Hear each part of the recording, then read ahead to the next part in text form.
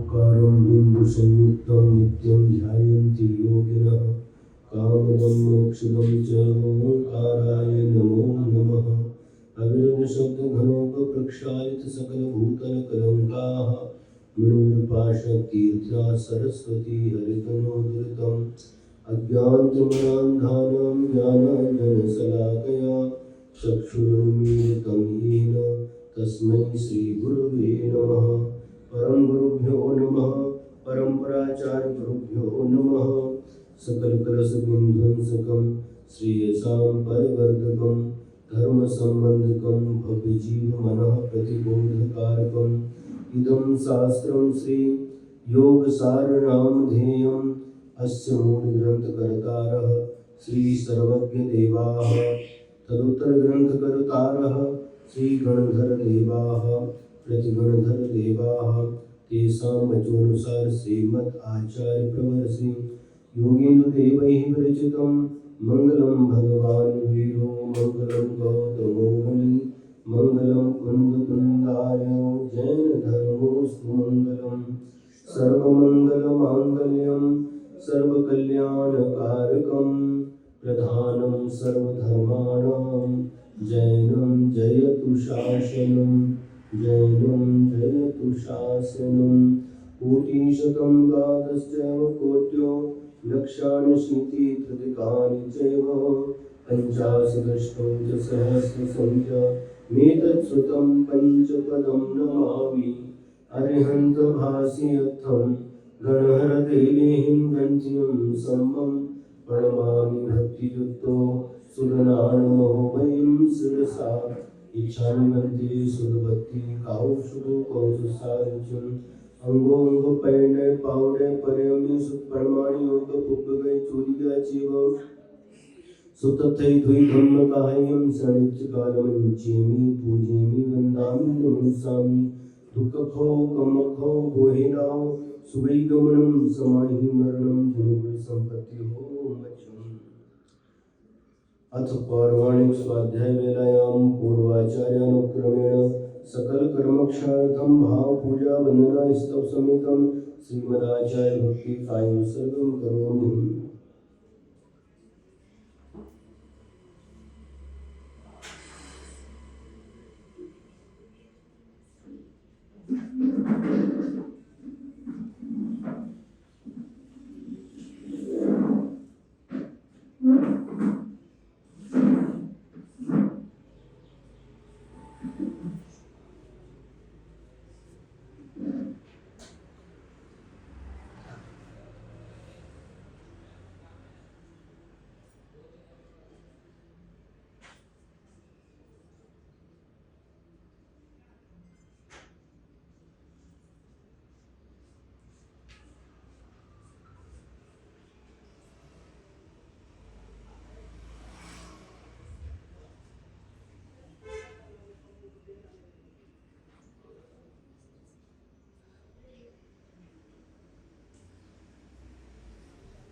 श्रुतु जलधि पारगेभ्यः स्वकर्मति विभावना पटुमतेभ्यः सुचरित तपोनिधिभ्यो नमो गुरुभ्यो गुणगुरुभ्यः। 36 गुण समर्पे पंचमी आचार करण संदर्शे शिष्यानुग्रह कुशले धम्मायसया वंदे गुरुभक्ति संयमेन तरन्त संसार सागरं घोरं चिन्नन्ति अट्ठकम्मं जम्मन्मन्मपावन्ति ये नित्यं व्रतमन्त्रहोमनिरता ध्यानाग्निहोत्राकुलाः सत्कर्माभिरतास्तपोधनधनाः साधुक्रियाः साधवः शीलप्रावरणा गुणप्रहरणाः चन्द्रार्कतेजोदिकाः मोक्षद्वार कपाट पाटन भटाः प्रीणन्तु मां साधवः गुरवः पान्तु नो नित्यं ज्ञानदर्शननायकाः चारित्राणो गम्भीरा मोक्षमार्गोपदेशकाः इच्छामि मन्त्रे आयुर्वत्ति काउशुभोदसारुच्यं सम्मनानं समदंसं संचरितुत्ताणम् अट्टविहिकं विपुमुत्ताणं अतुगुण संपन्नानम उदुलवे मत्तमी परीक्षाणम तव सिद्धाणम नय सिद्धाणम संगम सिद्धाणम चरित सिद्धाणम अतीतानागत वर्तमान कालत्र सिद्धाणम सोम सिद्धाणम शनिच कालम चेमी पूजेमी वंदामी ओम सामी दुखको कमको वहिलाओ सुबह गमनम समाई मरणम जिंगुल संपत्ति हो मध्यम जे जाया झाण किए कम कलंक डहेवी निज निरंजन नानमय ते परम अपनवेवी ते परम अपनवेवी।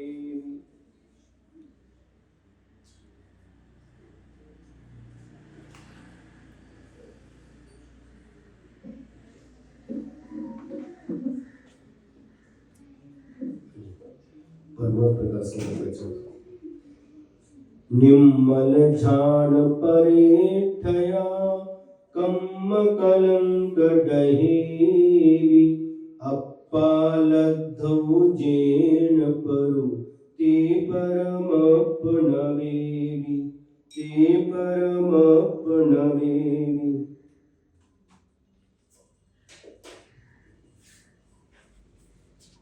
दोहा सूत्र नंबर 56। जेन बिमग्गहि जीव फुडु जेन बिजीव मुनंति ते जन नाह उत्तिया नौ संसार मुचंति। ये नेव मन्यन्ति जीवम स्फुटम ये नेव जीवम जानन्ति। जो जीव को नहीं मानते हैं, जीव को नहीं समझते हैं और जीव को जानते नहीं हैं, ते जिननाथस्य उक्त्या न तु संसारात् मुच्यन्ते। ऐसे जीव कभी भी संसार से छुटकारा नहीं प्राप्त कर सकते, मुक्ति को प्राप्त नहीं कर सकते। जिननाथस्य उक्त्या इस प्रकार से जिनेंद्र भगवान ने कहा है।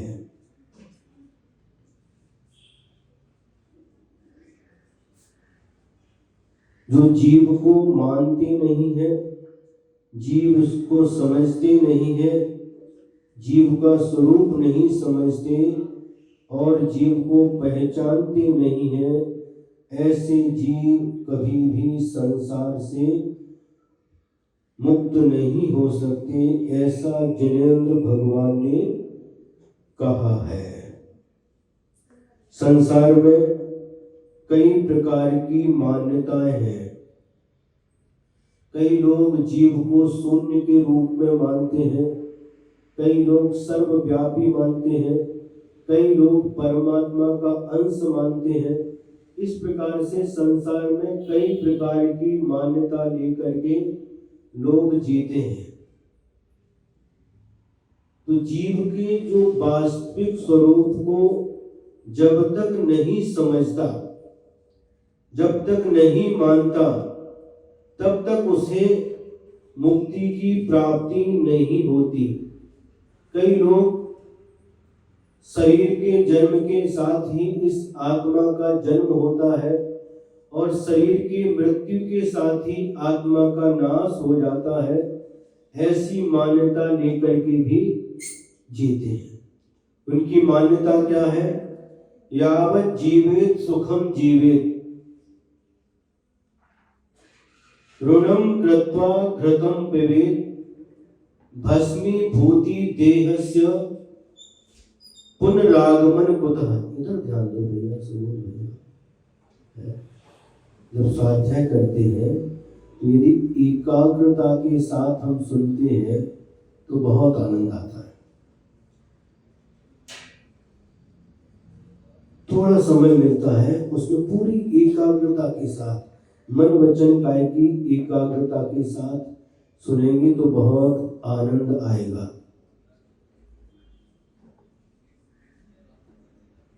क्या कह रहे थे? एक ऐसी मान्यता है, वो कहते हैं जब तक जीना है ऐस आराम के साथ जीना। ऋणम कृत्वा घृतम पिबेत, ऋण लेकर के, उधार लेकर के घी को खाना नहीं, पीना। ऋणम कृत्वा घृतम पिबेत, और भस्मीभूति देहस्य, इस शरीर तो भस्म हो जाएगी। पुनरागमन कुतः, पुनः आगमन किसका? फिर ले लिया, कर्ज ले लिया, देने की आवश्यकता क्या है? शरीर के साथ ही आत्मा समाप्त हो जाएगी, फिर देने की कोई आवश्यकता नहीं है।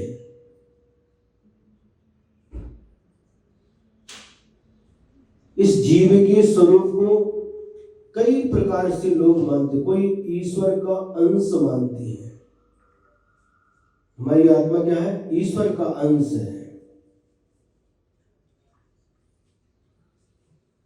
लेकिन जैन दर्शन कहता है कि प्रत्येक आत्मा स्वतंत्र है, कोई किसी का अंश नहीं है।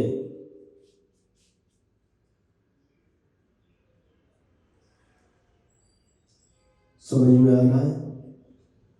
कोई आत्मा किसी आत्मा का अंश नहीं है, प्रत्येक आत्मा स्वतंत्र है, सबका अपना अपना अस्तित्व है। निगोदिया जीव है तो उसका अपना अस्तित्व है, और संसार में जितनी भी गतियां हैं, जितने भी प्राणी हैं, उन सबका अपना अपना अस्तित्व है। एक मान्यता है कि सृष्टि को भगवान ने बनाया है, हमें और आपको भगवान ने बनाया है। भगवान बनाने वाला नहीं है। भगवान कोई कारीगर है क्या? है? तो मान्यता है भगवान ने बनाया है। इस सृष्टि की रचना भगवान ने की है। सृष्टि की रचना करने वाला ब्रह्मा और पालन करने वाला, रक्षा करने वाला विष्णु, और संहार करने वाला महेश। इस प्रकार की उन लोगों की मान्यता है। जैन दर्शन की मान्यता क्या है? न इस सृष्टि को किसी ने बनाया है, न कोई इसकी रक्षा करता है, और न कोई इसे मिटा सकता है। यह अनादि अनिधन है। प्रत्येक जीव अपने अपने कर्म के अनुसार अपने शरीर की रचना करता है। शरीर को किसने बनाया? बताओ, इस शरीर को किसने बनाया? शरीर की रचना किसने की है? बताओ। कर्म के माध्यम से ही इस जीव ने स्वयं अपना शरीर बनाया है।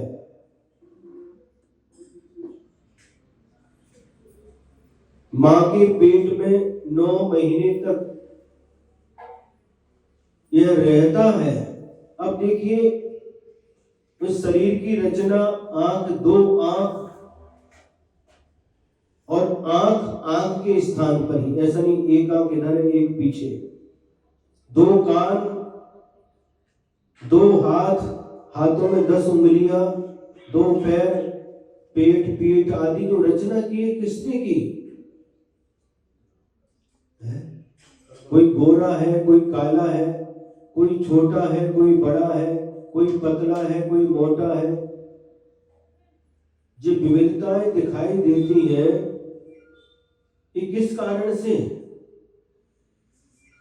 जीव स्वयं अपने कर्म के अनुसार इस शरीर की रचना करता है। कर्म के माध्यम से, जैसा कर्म जिसका है उसी के माध्यम से शरीर की रचना होती है। माता पिता संतान को जन्म देते हैं, लेकिन शरीर बना नहीं सकते।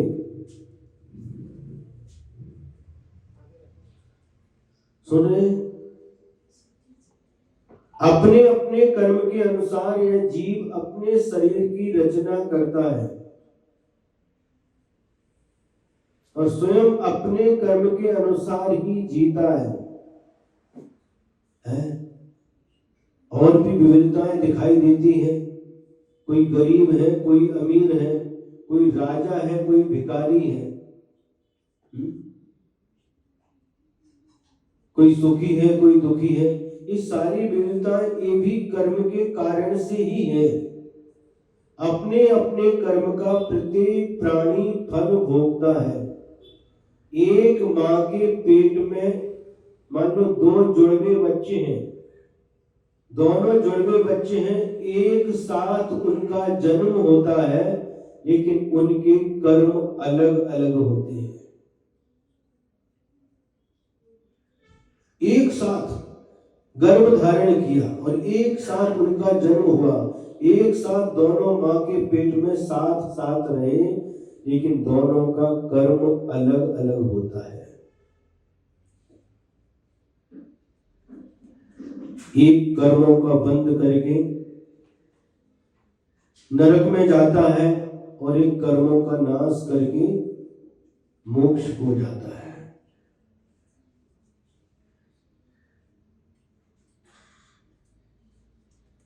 ये जैन दर्शन है, जैन सिद्धांत है। इसको समझे बिना कभी भी हम जैन धर्म के मर्म को नहीं समझ सकते।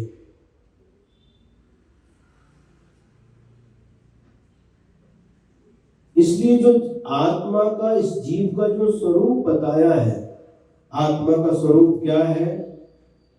जो जानता है, देखता है, ज्ञाता दृष्टा आत्मराम। जानना और देखना जिसका स्वभाव है,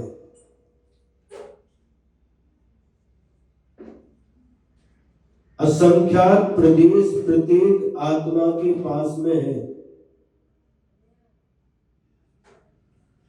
और आत्मा का जो आकार है, वर्तमान में जिसको जो शरीर मिला है, उसी आकार के उसके आत्मा के प्रदेश है। जीव का स्वरूप क्या है? तो द्रव्य संग्रह में आचार्य श्री नेमी चंद्र सिद्धांत चक्रवर्ती ने 9 माध्यम बताए हैं। जीवो उभोगमो अमुक्ति कत्ता सदेह परिमाणो भोक्ता संसारत्तो सिद्धो सो विश्व सोढ़ गई। पहले कहा जीवो, वह जीव है। जीव किसे कहते हैं? जो जीता था, जीता है और जिएगा, उसका नाम जीव है। व्यवहार नहीं की अपेक्षा से एक इंद्रिय जीव 4 प्राणों से, 2 इंद्रिय जीव 6 प्राणों से, 3 इंद्रिय जीव 7 प्राणों से, 4 इंद्रिय जीव 8 प्राणों से और असंगी पंचेंद्रिय 9 प्राणों से और संगी पंचेंद्रिय 10 प्राणों से जीता था, जीता है, जिएगा, उसका नाम जीव है। और निश्चय से जो चेतना के माध्यम से जो जीता है, जी रहा है, जीता था, जिएगा, उसका नाम जीव है। वह जीव कैसा है? तो उपयोगमय है। उपयोग किसे कहते हैं? पता है? हाँ, उपयोगो लक्षणम। जीव का लक्षण उपयोग है। स द्विविधोष्ट चतुर्भेदाः, और वह उपयोग 8 प्रकार का और 4 प्रकार का है। ज्ञानोपयोग 8 प्रकार का है और दर्शनोपयोग 4 प्रकार का है। 8 प्रकार का ज्ञानोपयोग, 5 सम्यक ज्ञान और 3 मिथ्या ज्ञान। मति ज्ञान, श्रुत ज्ञान, अवधि ज्ञान, मनः पर्य ज्ञान और केवल ज्ञान, ये 5 सम्यक ज्ञान कहलाते हैं। को मति ज्ञान, को श्रुत ज्ञान और को अवधि ज्ञान, ये 3 मिथ्या ज्ञान कहलाते हैं। तो ये 8 प्रकार का ज्ञानोपयोग, और चक्षु दर्शन, अचक्षु दर्शन, अवधि दर्शन और केवल दर्शन, ये 4 प्रकार का दर्शनोपयोग। एक उपयोग ही जीव का लक्षण है, उपयोग में है। अमूर्ति अमूर्तिक है, जीव कैसा है? अमूर्तिक। अमूर्तिक का अर्थ क्या है?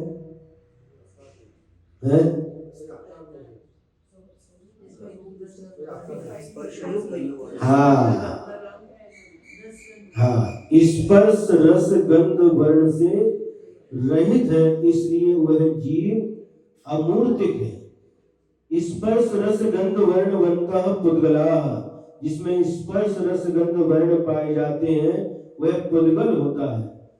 तो आत्मा के पास स्पर्श रस गंध वर्ण नहीं है, इसलिए अमूर्तिक है। कर्ता, करता है। क्या करता है? यह करोति स कर्ता, जो क्रिया करता है वह कर्ता कहलाता है। यह जीव स्वयं शुभ और अशुभ कर्मों का करता है, कर्ता। फिर मूर्ति करता, सदेह परमाणु, और अपने शरीर के प्रमाण है। जिसका जो शरीर है उसके प्रमाण में है। चींटी का शरीर, तो चींटी के शरीर प्रमाण है। हाथी का शरीर मिला तो हाथी के शरीर प्रमाण है। मनुष्य का शरीर है तो मनुष्य के शरीर प्रमाण है। ये आत्मा सदैव भोक्ता, अपने शुभ अशुभ कर्मों के फल को भोगने वाला है। अपने अपने कर्म का प्रत्येक प्राणी, प्रत्येक जीव फल भोगता है। एक दूसरे के कर्म का फल, किसी कर्म कोई करे और फल कोई दूसरा भोगे, ऐसा नहीं होता। स्वयं किए जो कर्म शुभाशुभ फल निश्चय ही वे देते, करे आप फल दे अन्य तो स्वयं किए निष्फल होते।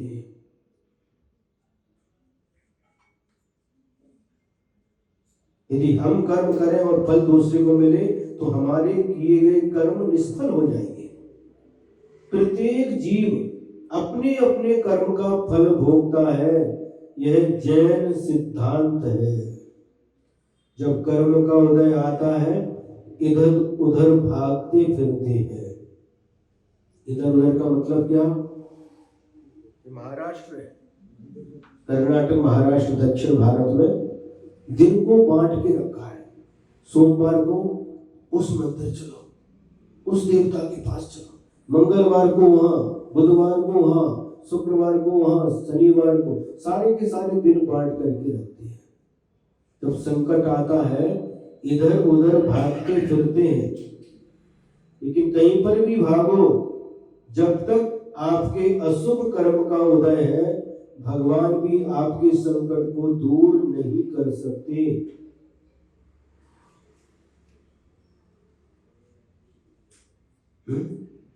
भगवान भी आपके संकट को दूर नहीं कर सकते।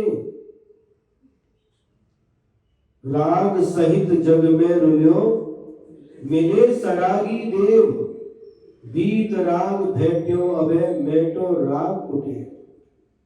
अनादि काल से राग के कारण से जीव रुलता आया है, और सराग मिले तो सरागी देव, रागी द्वेषी मोही देव मिले, और उन्हीं को देव मान करके उनकी आराधना करता रहा, उनकी पूजा भक्ति की। तो सरागी देव कौन है? संसारी है या मुक्त है? संसारी है। आप लोग कौन है? संसारी। उनका गुणस्थान कौन सा है? पहला हो सकता है या चौथा भी हो सकता है, इसके आगे नहीं हो सकता। अज्ञान के कारण से उनके पीछे भागते हैं, आराधना करते हैं, मन्नत मांगते हैं, और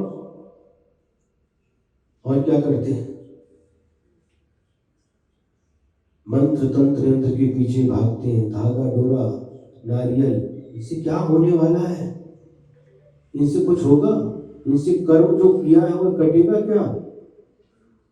क्या धागा बांधने से आपका किया हुआ कर्म कट जाएगा? नारियल में लाल कपड़ा लपेट करके बांध दो घर में, उससे आपका कर्म मिटेगा? जो अशुभ कर्म किया है उसका फल भोगना ही पड़ेगा। और यदि उस अशुभ कर्म को समाप्त करना चाहते हो तो ऐसो पंच नमो यारो सर्व पाप प्रणाशनो, यह नमोकार मंत्र सभी पापों का नाश करने वाला है। पाप के उदय में दुख मिल रहा है, संकट मिल रहा है, इधर उधर भागोगे तो संकट कभी भी कम होने वाला नहीं है। जब तक वह कर्म उदय में है तब तक उसका फल भोगना ही पड़ेगा। तो इसका मूल क्या है? पाप कर्म का उदय। पाप कर्म का नाश कैसे करना?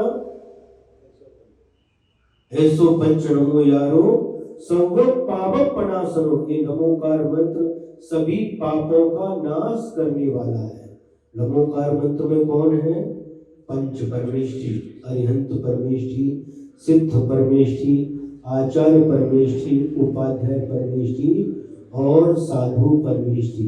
ये 5 परमेष्ठी नमोकार मंत्र के अंदर है। और ध्यान रखिए ये पांचों ही पंच परमेष्ठी कैसे हैं?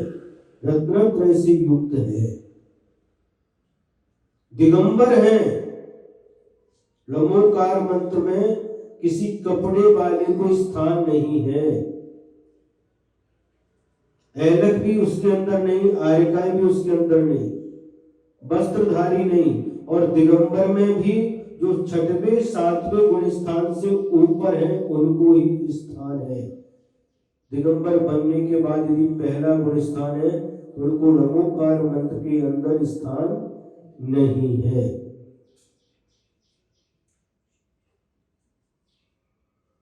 चौथा गुण स्थान है, दिगंबर है, गुण स्थान चौथा है, तो भी नमोकार मंत्र के अंदर उनको स्थान नहीं है। और पंचम गुण स्थान भी है तो भी उनको नमोकार मंत्र के अंदर स्थान नहीं है। 6वें गुण स्थान से लेकर के ऊपर के गुण स्थान बढ़ती मुनिराजों का ये स्थान उस नमोकार मंत्र के अंदर है।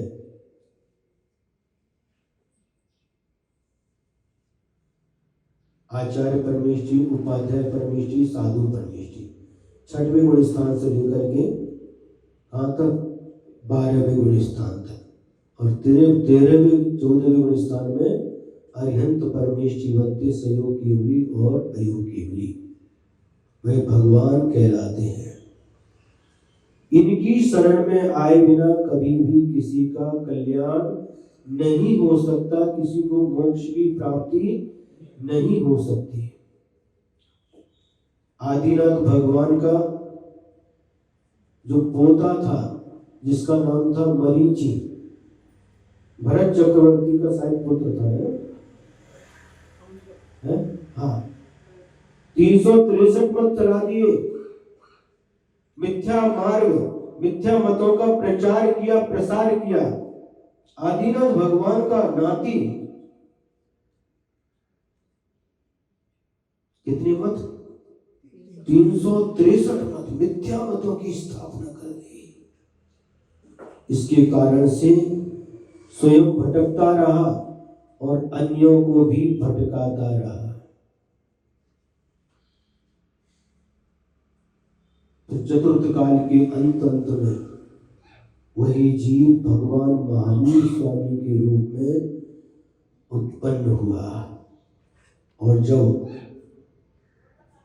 दीक्षा लेकर के 12 वर्ष तक तपस्या करके उनको केवल ज्ञान की प्राप्ति हुई और 66 दिन के बाद में गौतम गणधर की उपस्थिति में उनकी दिव्य ध्वनि खिली, तो उन्हीं 363 मतों का खंडन किया, जिनकी स्थापना की थी अज्ञान दशा में, उन्हीं 363 मतों का खंडन किया।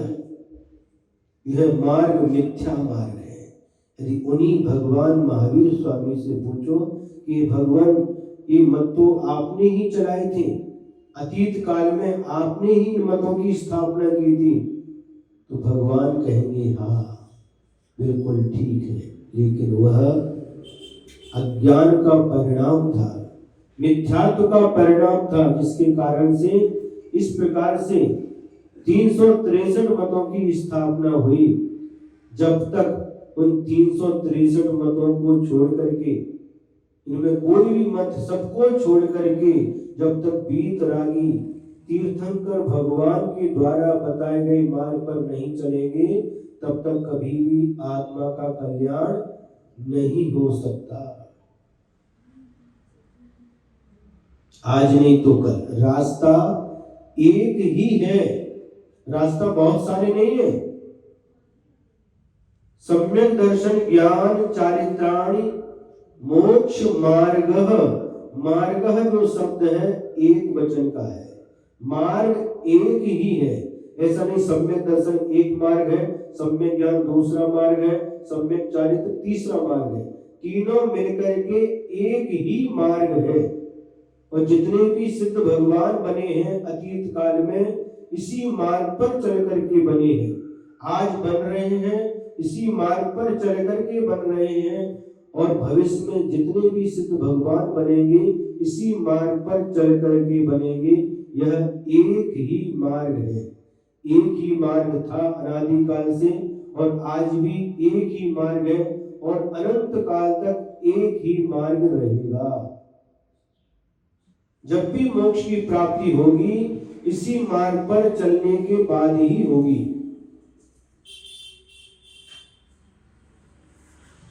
समझ में आ रहा है?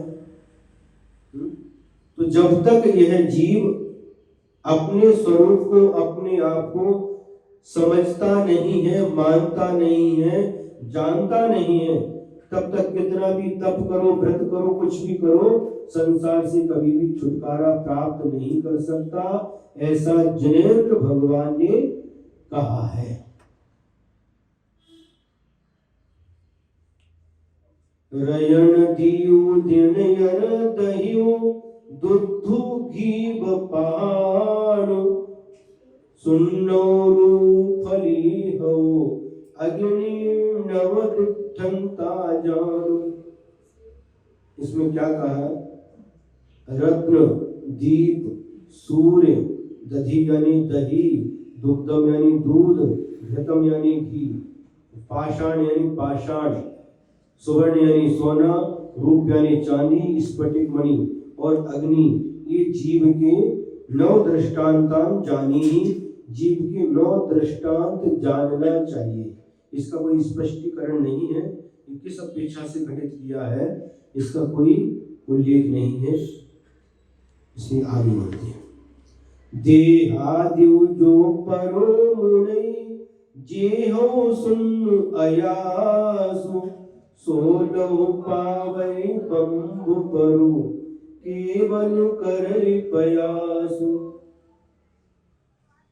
देहादिकम यह परम जानाति, जो शरीर आदि को पर जानता है, यथा शून्यम आकाशम, जिस प्रकार शून्यम आकाशम, आकाश शून्य होता है, शून्य की तरह जो शरीर आदि को पर जानता है। स लघु प्राप्नोति ब्रह्म परम, वह शीघ्र ही परम ब्रह्म को प्राप्त कर लेता है। और केवलम करोति प्रकाश, वह केवल प्रकाश करता है। जो आत्मा को आत्मा समझता है और आत्मा को छोड़ करके शरीर को आदि लेकर के जितने भी पदार्थ हैं उनको पर समझता है। समझ में आ रहा कि नहीं? इसको कहते हैं भेद विज्ञान। जो स्व है उसको स्व समझना और जो पर है उसको पर समझना, इसका नाम भेद विज्ञान।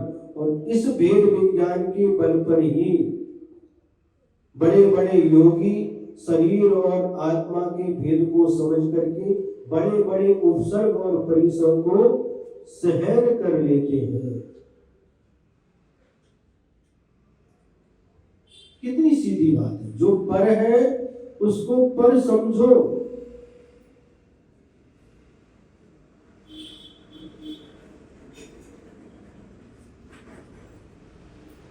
मुनि बनने के बाद, घोर तपस्या करने के बाद भी आचार्य कुंद स्वामी ने लिखा है समय सार में कि पर पदार्थ के प्रति, अणुमात्र पर पदार्थ के प्रति यदि राग भाव रहता है तब तक वह जीव मोक्ष को प्राप्त नहीं कर सकता।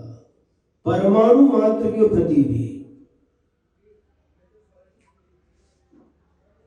जो पर पदार्थ है, ऐसे पर पदार्थ आत्मा को छोड़ करके परमाणु मात्र के प्रति भी जिसका राग भाव विद्यमान है तब तक वह निर्वाण को प्राप्त नहीं कर सकता।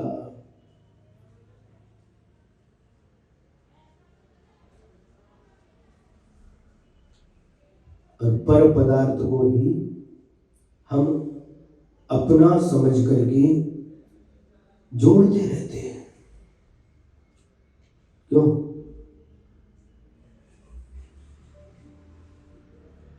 जो कुछ भी जोड़ा, जो कुछ भी इकट्ठा किया, वह सब पर है, पराया है,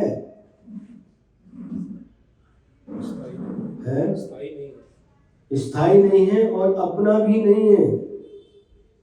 उधर बोलते हैं उत्तर भारत में कि बेटी लड़की पराए घर का धन होती है।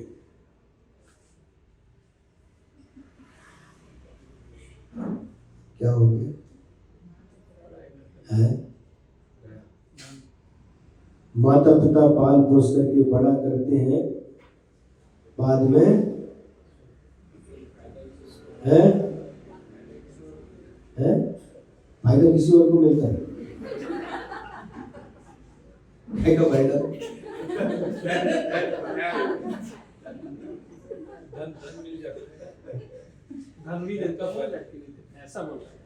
देखो धन कहाँ है? सुनिए, जो कन्या है वह उभय कुल वर्धिनी होती है। जिस कुल में जन्म लेती है, क्या है, क्या इशारा चल रहा है? जोड़ी है क्या? घर में पता चलेगा। तो क्या कहा? कन्या उभय कुल वर्धिनी, जिस कुल में जन्म लेती है माता पिता का नाम भी रोशन करती है और जिस कुल में जाती है उस कुल को भी आगे बढ़ाती है। उभय कुल वर्धिनी। देखो कन्या यदि संस्कारित होती है तो वह धर्म की परंपरा को भी आगे बढ़ाती है। अपने आप को कम मत समझना है? क्या? अपने आप को कम नहीं समझना।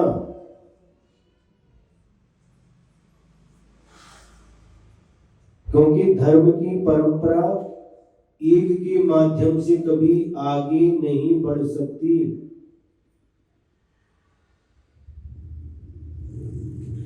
तीर्थंकर जैसे महाविभूति को जन्म देने वाली कौन?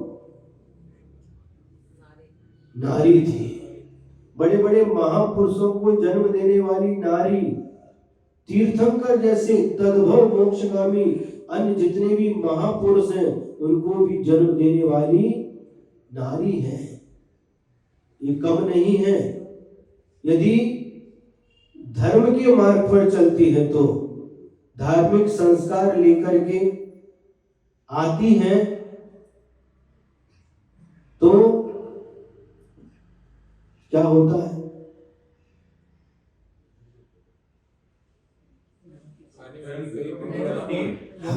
पूरा माहौल बदल सकती है।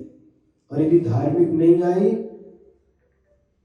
संस्कार अच्छे नहीं, तो भी पूरे माहौल को बदल सकती है।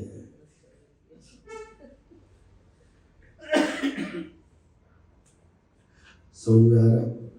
क्या समझ में आ रहा है? है। संस्कार लेके आती है तो माँ हाँ। अच्छा करती है, नहीं लेके आती है अच्छा देती है। तो भी संस्कार, हाँ।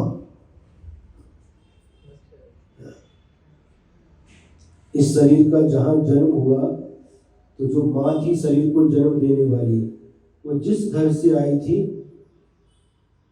वहां पर स्वाध्याय बहुत था। जो उनके पिताजी थे, नाना जी, वह फिर गद्दी पर बैठ करके स्वाध्याय वाचन करते, समय सार पढ़ते थे।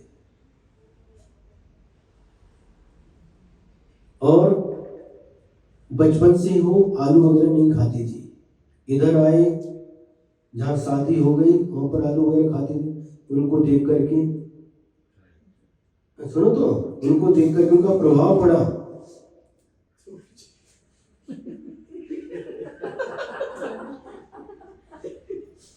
पहले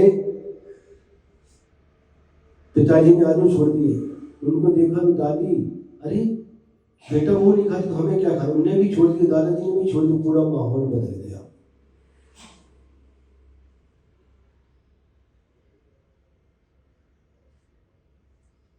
समझ में आ रहा है?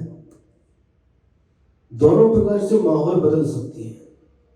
इसलिए उनको गृह मंत्री है, हाँ, अगर यदि अच्छे संस्कार वाली है तो घर का माहौल अच्छा बना देती है, और संस्कार अच्छी नहीं है तो डिफेंस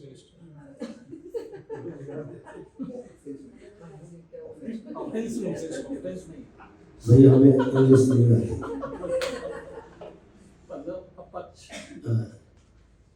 क्या कह रहे हैं? यदि अच्छी है तो उभय कुल का वर्धन करती है, नाम रोशन करती है, और संस्कारित नहीं है उभय कुल का नाम बदनाम कर देती है। दोनों कुल का, जहां से आई वहां का भी, और किसकी बेटी है उनकी, किसकी बहू है उनकी। इसलिए संतान को जन्म देना और उसको संस्कारित करना ये माता पिता का कर्तव्य है। कई छोटे छोटे बच्चे आ जाते हैं, बच्चे से पूछते हैं, क्यों होटल पे खाते हो? हाँ महाराज, मम्मी पापा भी खाते हैं। बच्चे बहुत सरल रहते हैं, उनका हृदय इतना कोमल रहता है, कभी भी कुछ छिपाते नहीं है। हाँ, कभी कभी बोलते हैं तो माँ उसके मुंह पर हाथ लगा देती है, हमारे सामने।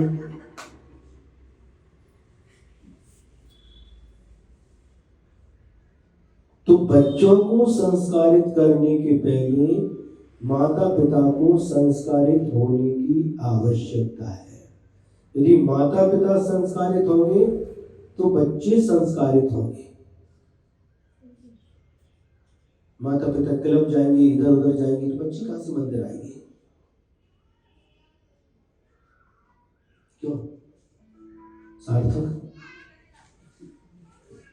यदि माता पिता संस्कारित होंगे तो बच्चों को संस्कार दे सकते हैं।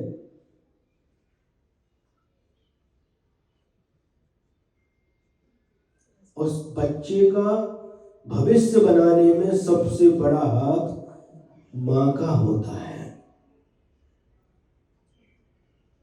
आजकल कैसा जमाना है, पिताजी भी जॉब करते हैं, माँ भी जॉब करती है, बच्चे को किसके भरोसे छोड़ जाते हैं? आया बच्चे को रखती है।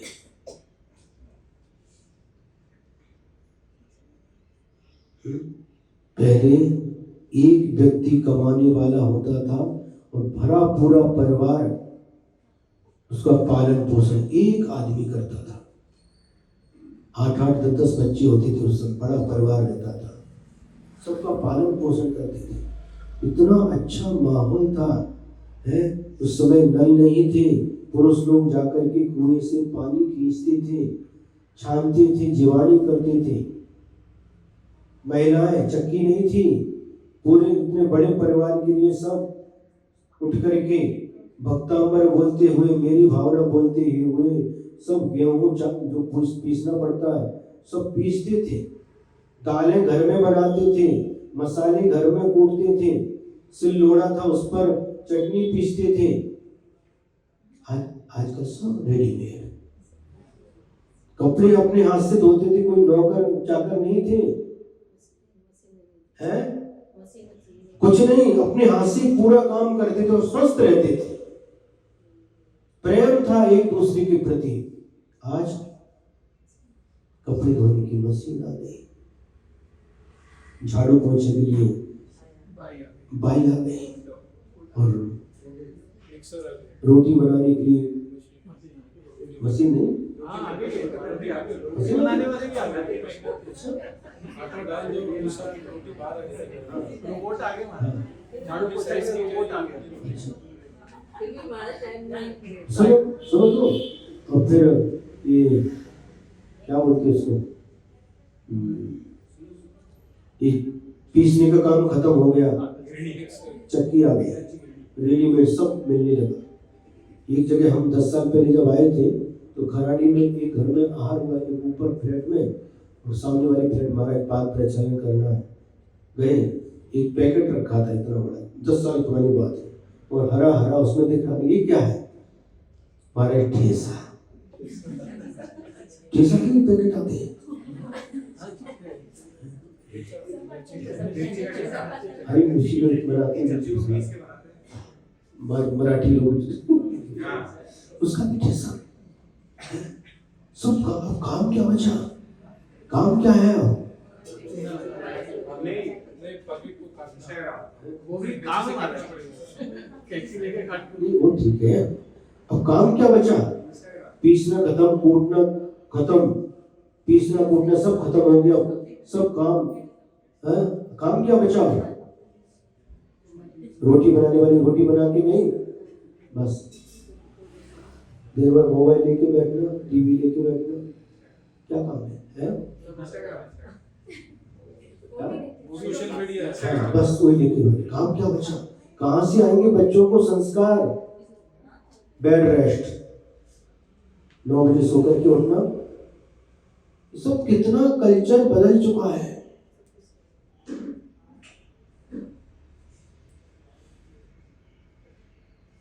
मेरे दादाजी थे, वो बचपन से सूर्य उदय के पहले उठना, किसी को सूर्य उदय हुआ उसके पहले उठना है, एकत्र उठती है अलग बात है।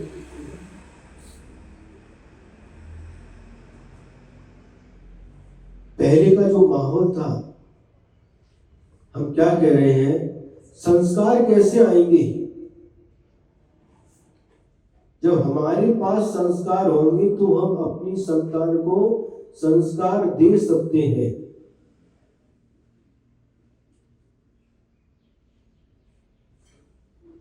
नहीं तो धीरे धीरे ये धर्म का प्रवाह कम होता जाएगा और इसके जिम्मेदार हम बनेंगे।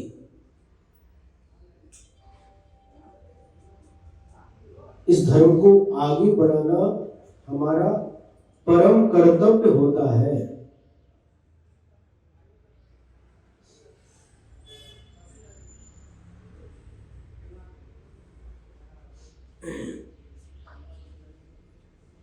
जो शरीर आदि को पर समझता है वह शीघ्र ही परम ब्रह्म यानी अपनी आत्मा को प्राप्त कर लेता है और वह केवल प्रकाश करता है यानी केवल ज्ञान रूपी प्रकाश को प्राप्त कर लेता है।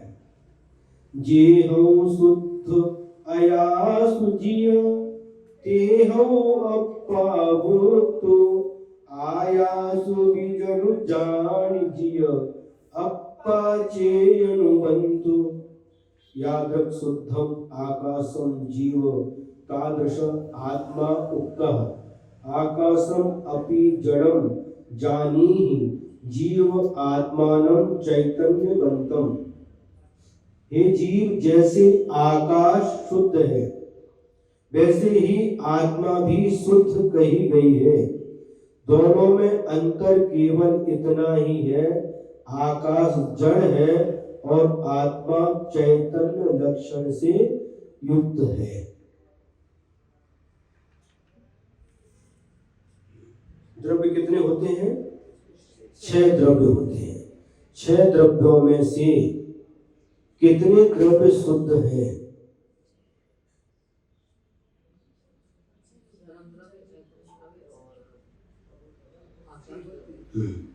ये बिल्कुल शुद्ध है।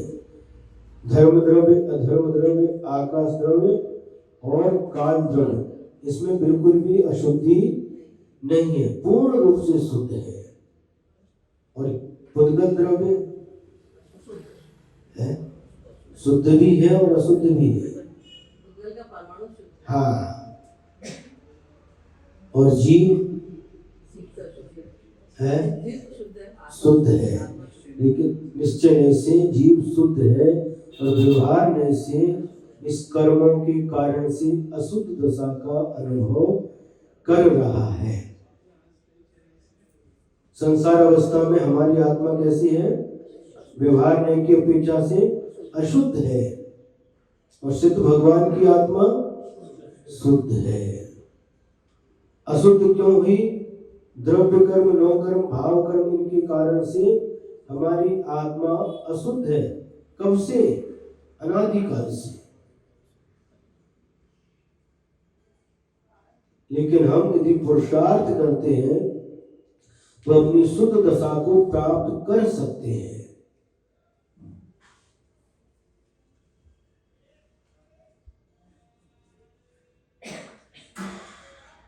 समझ में आ रहा है? पुरुषार्थ करना पड़ेगा। बिना पुरुषार्थ के कभी भी हमारी आत्मा शुद्ध दशा को प्राप्त नहीं कर सकती।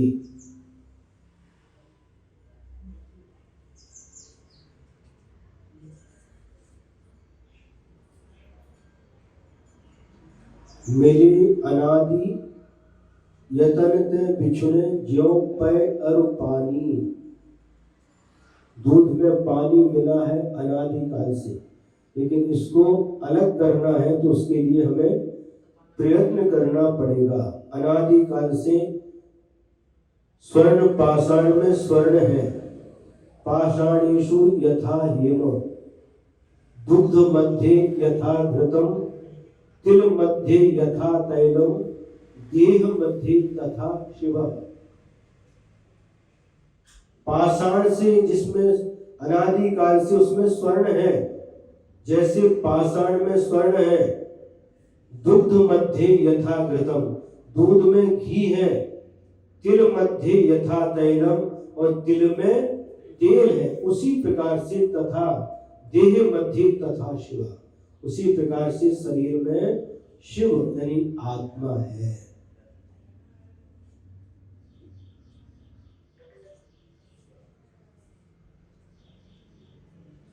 अब उसको स्वर्ण पाषाण में स्वर्ण को अलग करने की पद्धति है। उस पद्धति से उस पाषाण को अलग कर देते हैं और स्वर्ण को अलग कर लेते हैं। दूध में घी है, उस दूध में से घी निकालने की पद्धति भी अलग है। पहले दही बनाना पड़ता है, फिर उसमें पानी डाल करके मथना पड़ता है, मंथन करना पड़ता है रही से, फिर जो नौनी क्या बोलते हैं, नवनीत आता है, उसको अलग करके तपाना पड़ता है, तब घी बन जाता है। उस दूध में से घी निकालने की एक विधि है, तिल में से तेल निकालने की एक विधि है। उस विधि से यदि हम करते हैं तो हम सोना, घी और तेल को प्राप्त कर सकते। उसी प्रकार से इस शरीर में आत्मा है और शरीर से आत्मा को अलग करने की एक विधि है। हाँ, ऐसे नहीं आत्मा को खींच के अलग कर लो,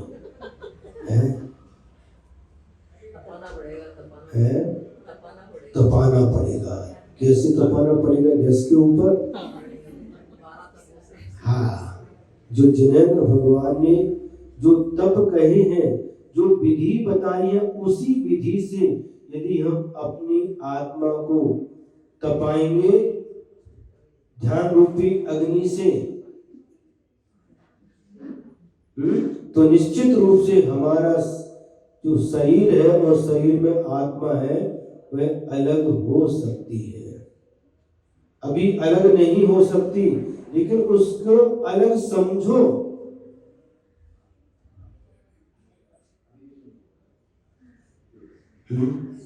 सामयिक पाठ में लिखा जैसे म्यान में तलवार होती है, या पंक्ति भूल गए, और उसको अलग कर देते हैं, जैसे म्यान से तलवार अलग कर देते हैं। भगवान मुझे ऐसी शक्ति दो, उसी प्रकार से मैं अपने शरीर से आत्मा को अलग कर सकूं। अभी तो अलग नहीं कर सकते, तो फिर कम से कम अलग समझो, श्रद्धान करो कि आत्मा अलग है और शरीर अलग है। जो जानता और देखता है वह आत्मा है, और शरीर पुद्गल में है, जानता देखता नहीं है। इतना अनुभव तो करो।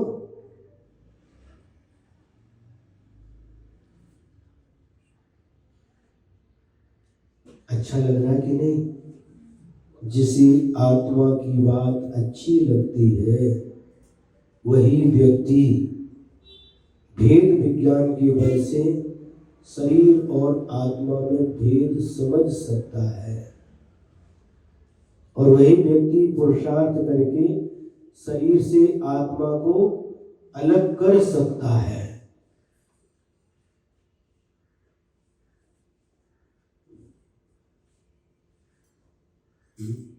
जिसकी रुचि जिसमें रहती है उसको वही अच्छा लगता, वही बात अच्छी लगती है। देखिए आप, जो ज्वारी है, ज्वारी किसे कहते हैं? जुआ खेलने वाला, उसको उसके मित्र उसी प्रकार के मिलेंगे। शराबी को उसके मित्र कैसे रहेंगे? शराबी रहेंगे। व्यसनी के मित्र व्यसनी मिलेंगे। और जो धर्मात्मा है उसके मित्र ही धार्मिक ही मिलेंगे।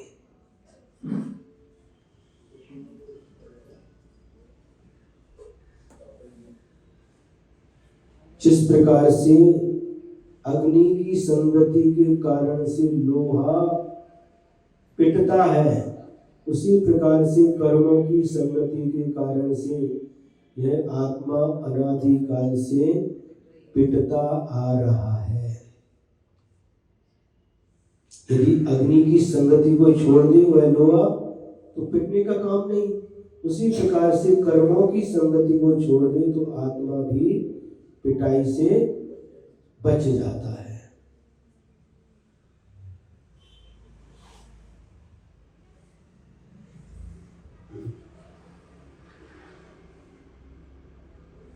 कम से कम विश्वास तो करो।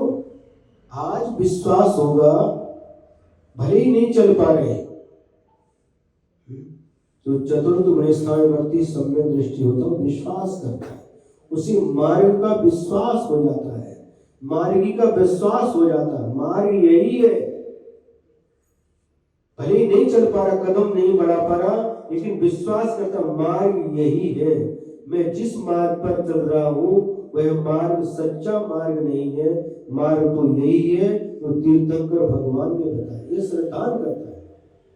आज शक्ति नहीं है तो चल नहीं पा रहा, असमर्थता के कारण से, लेकिन विश्वास रहता है कि मार्ग यही है।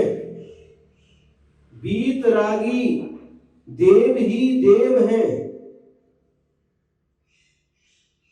और भगवान की वाणी ही आगम है, और निर्ग्रंथ गुरु ही गुरु है। इस प्रकार का उसे विश्वास हो जाता है। अहिंसा ही धर्म है। ये विश्वास उसके अंदर जागृत हो जाता है, और ये इसी विश्वास का नाम सम्यक दर्शन है।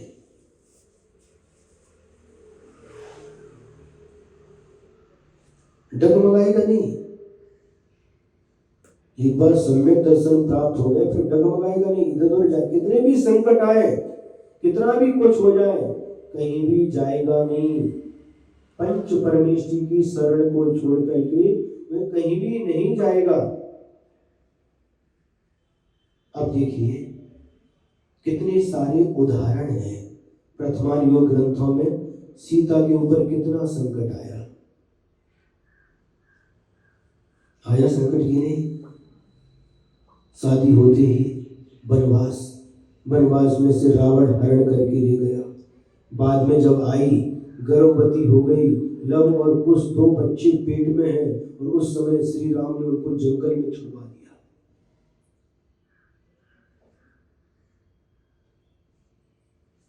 बाद में अग्नि परीक्षा, कुंड बना करके तैयार कर दिया और अग्नि के अंगार उसमें कैसे लाल लाल हो रहे, लपटें उठ रही हैं और उसमें कूद करके सीता को परीक्षा देना है। क्या किया सीता ने? लगो वरिकंताड़म, लगो सिद्धाड़म, लगो आयरियाड़म, लगो वच्छायाड़म, लगो लोये सौभ साहुड़म, अन्यथा शरणम नास्ति त्वमेव शरणम मम। इतने विश्वास के साथ उस अग्नि में कूद गई और उसी समय देवों के आसन कंपायमान हो गए। देवता धरती पर आकर के क्षण भर में उस अग्नि कुंड को जल कुंड बना दिया। उसके ऊपर कमल है, उसके ऊपर सीता है। जय जयकार कर रहे हैं किसकी? धर्म की।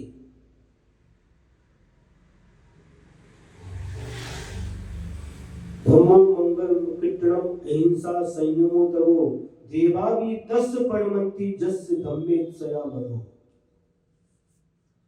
दया, धर्म, संयम, तप, ये धर्म जिसके जीवन में है, देवता भी आकर के उसके चरणों में नतमस्तक हो जाते हैं। सीता ने किसी देवी देवता को याद नहीं किया, हे देवी आओ मेरी रक्षा करो, मां वृक्ष रक्ष स्वाहा पर स्वाहा।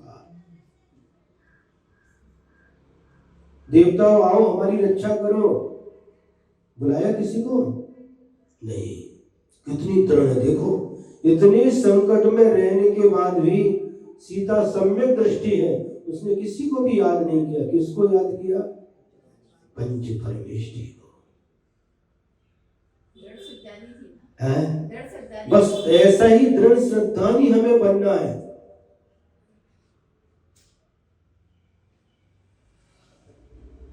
देखो देव आए, देवों को बुलाया नहीं। देव कब आते हैं? पुण्य के उदय से आते हैं। कैसे आते हैं? पुण्य के उदय से आते हैं। पाप का उदय हो देव नहीं आएंगे क्यों? कोई भी नहीं आएगा। है? बचाने वाला तो कोई है ही नहीं।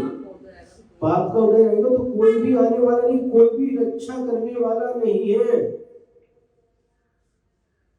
कोई आके हमारा देवी देवता रक्षा कोई करे, कौन रक्षा कर सकते हैं?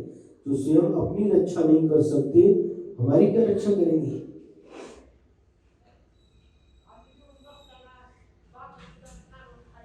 फिर कौन रक्षा करता है? धर्मो रक्षति रक्षिता। हम जिस धर्म की रक्षा करते हैं वही धर्म रक्षा कवच बन करके हमारी रक्षा करता है। मैना सुंदरी देखिए, पढ़ो, प्रथमा योग ग्रंथ भी पढ़ो, उनमें से कितनी सारभूत बात है उनको ग्रहण करो। उसके ऊपर भी कितनी परेशानी आई, लेकिन नमो कार्य को याद किया और देवता आए। सुदर्शन से कितने सारे उदाहरण है शास्त्र। रेवती रानी तो रेवती रानी है, गई नहीं कहीं। कितना दृढ़ श्रद्धान, पहले ब्रह्मा, पूर्व दिशा में ब्रह्मा, दक्षिण में विष्णु और पश्चिम में महेश। नहीं गई, सब गए, वो नहीं गई। फिर उत्तर दिशा में तीर्थंकर का समोसन बना दिया। अब रेवती रानी अब तो चलो, तीर्थंकर का समोसन आया है। रेवती कहती नहीं, तीर्थंकर 24 ही होते हैं और 24 में तीर्थंकर भगवान महावीर स्वामी हो चुके हैं। ये कोई तीर्थंकर नहीं है, ये किसी का माया जाल है। नहीं गई। कितना दृढ़ श्रद्धा है।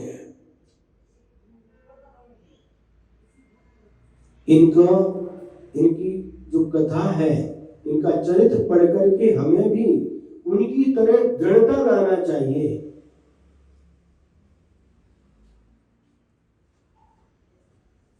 सुन रहे कि नहीं? दृढ़ता लाए। इनके अंदर कितनी दृढ़ता थी, कितने पक्के थे, डगमगाए नहीं।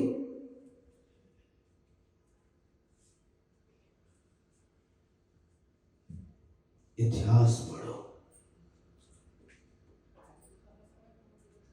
ऐसा भी काल आया जब मुगल साम्राज्य था, उनका कहा मुसलमान बनो, नहीं तो कई लोग मरण को स्वीकार किया, लेकिन अपने धर्म को, जैन धर्म को नहीं छोड़ा। पढ़ो इतिहास। मैंने पढ़ने के समय कहा है, तो मोबाइल से समय मिले तो पढ़ोगे।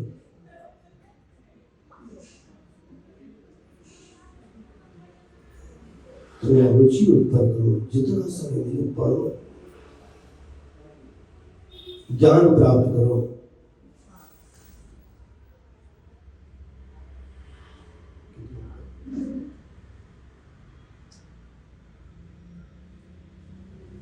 जैसे आकाश शुद्ध है, उसी प्रकार आत्मा भी शुद्ध कही गई है। दोनों में अंतर इतना ही है, आत्मा चेतन है और आकाश जड़ है। अंतिम एक और लेते हैं। नासक्य अभ्यंतर है जे जीवहि अशरीर, बाहुनि जम्मि न संभवहि पिबहि न जननी क्षीर। नासाग्रेण अभ्यंतरे ये पश्यन्ति अशरीरम। जो नासाग्र पर दृष्टि रख करके, नासा माने नाक, अग्र माने अग्रभाग, नासा के अग्रभाग पर दृष्टि रख करके जो अभ्यंतरे पश्यन्ति, जो अपने अंदर देखते हैं, किसको? अशरीरम। अशरीर किसको कहते हैं? आत्मा को। सिद्ध भगवान को भी अशरीरी कहते हैं। अब शरीर यानी आत्मा को देखते हैं, नासाक पर दृष्टि रख करके जो अपने अंदर आत्मा को देखते हैं।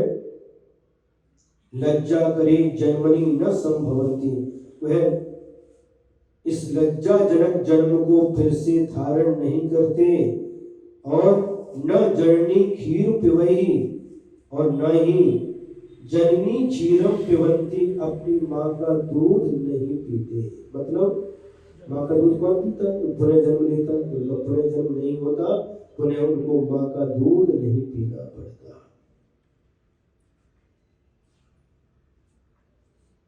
कितनी अच्छी बात है। नासाग्र पर दृष्टि रख करके जो अपने अंदर उस अशरीरी आत्मा को देखते हैं, उसका ध्यान करते हैं, वह पुनः जन्म धारण नहीं करती। लज्जाजनक कहा है, जन्म लेना लज्जा की बात है।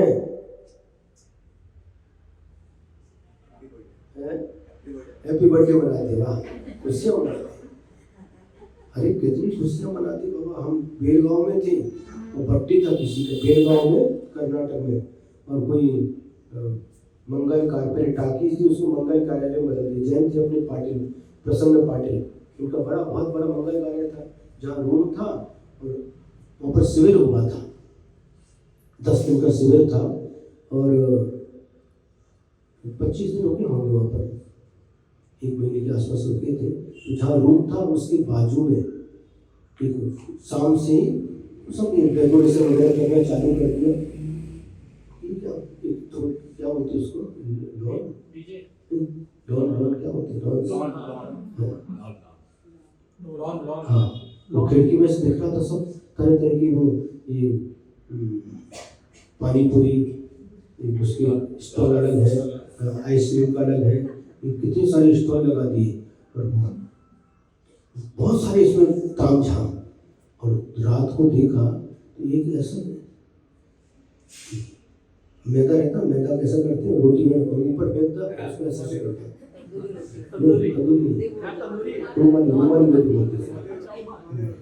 उसको ऐसा ऊपर फेंकते हैं, उसको ऊपर फेंकता, रात से ऐसे ऐसे करता हूँ, ऊपर बैठा ऐसे तो ऐसे ये क्या कर रहे हो? हमको पता नहीं, पहली बार देखा हमने।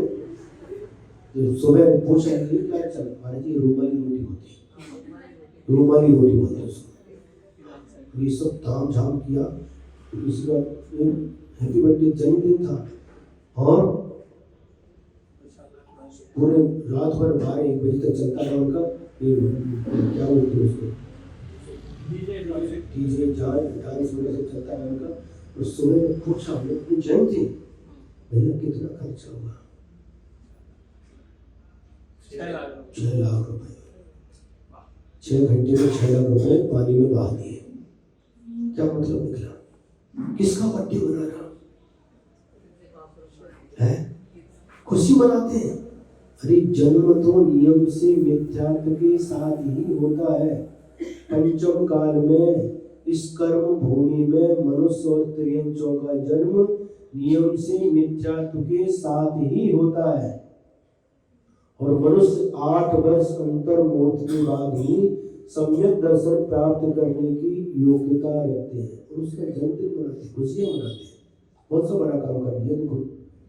अरे जिन्होंने जन्म जरा मृत्यु का नाश कर दिया उनकी जन्म जयंती मनाई जाती है। गुरु जी हमेशा मना करते थे, कभी भी नहीं। जन्म किसका?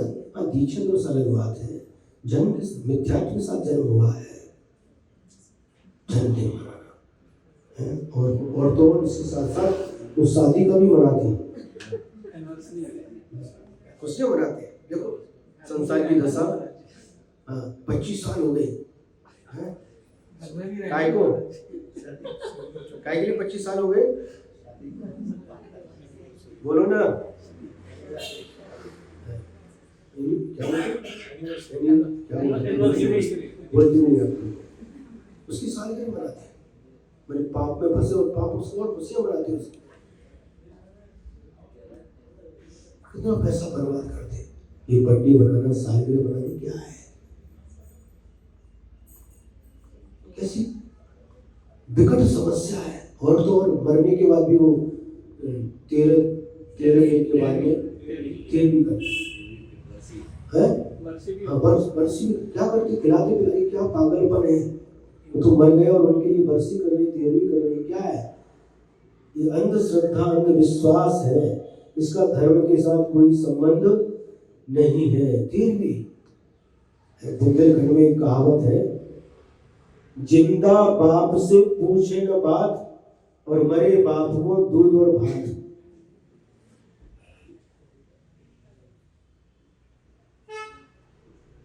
इस सब कुरीतियों से बचना चाहिए और इसका अपव्यय नहीं करके अपने द्रव्य का, पुण्य के उदय में जो धन मिला है उसका दुरुपयोग नहीं करके सत्कार्यों में इसका उपयोग करना चाहिए। हाँ अभी अचित भैया की भावना थी, आज से पुस्तकालय 24/18 दोपहर में स्वाध्याय की भावना है। तो जो भी लाभ लेना चाहे वह आ सकते हैं दोपहर में 3 बजे से। यदर्थमात्रा पदवाक्यहीनं मया प्रमादात् यत्किञ्चनोक्तं तन्मे क्षमित्वा विदधातु देवी सरस्वती केवलबोधिलब्धिं। बोधि समाधि परिणाम शुद्धि स्वात्मोपलब्धि शिव सौख्य सिद्धि। चिंतामणि चिंतित वस्तु दाने त्ववन्द्यमानस्य ममास्तु देवी। त्ववन्द्यमानस्य ममास्तु देवी। द्वादशांजलि माता की परम उपकारी परम पूज्य आचार्य गुरुवर श्री विद्यासागर जी महाराज की सागर जी महामुनि राज की।